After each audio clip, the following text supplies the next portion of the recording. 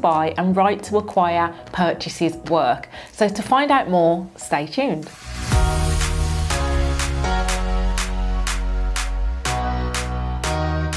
Now guys, here at Dun & McCarthy Mortgages, we are a team of property, mortgage and insurance. Let's get into it. So first of all, let's look at how right to buy works, a bit of the detail, and then we'll look at right to acquire.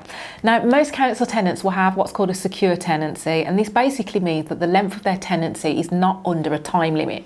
So most people that are in this position are able to buy their home under the right to buy scheme, if they want to and they can afford to. And the scheme, just if you're interested, was introduced in 1980.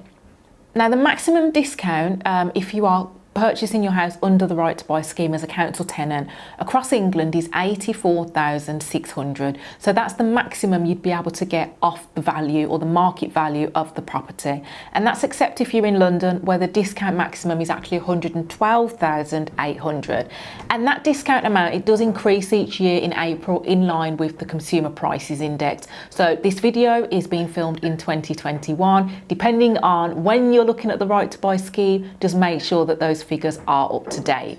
Now, the discount is based on how long you've been a tenant in the property. It's also based on the type of property that you're buying, so is it a flat or is it a house? And it's also based on the value of your home. Now, if you're buying jointly with someone else, then you can count the years of whoever's been a tenant the longest, and the discount would usually be based on that person. Now, if you decide to sell your home within 5 years of purchasing under the right to buy scheme, then you would have to repay some or all of the discount.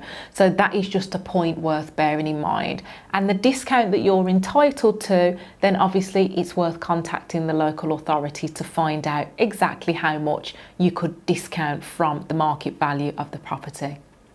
Now, let's look at eligibility for right to buy. You can apply to buy your council home if it's your only or main home, if it's self-contained, if you're a secure tenant, and if you've had a public sector landlord. So by public sector landlord, that would be council, housing association or NHS trust, for example. And you have to have had a public sector landlord for at least 3 years. Now, it doesn't have to be 3 consecutive years, but it does have to add up to 3 years in total. Now let's look at how right to acquire works.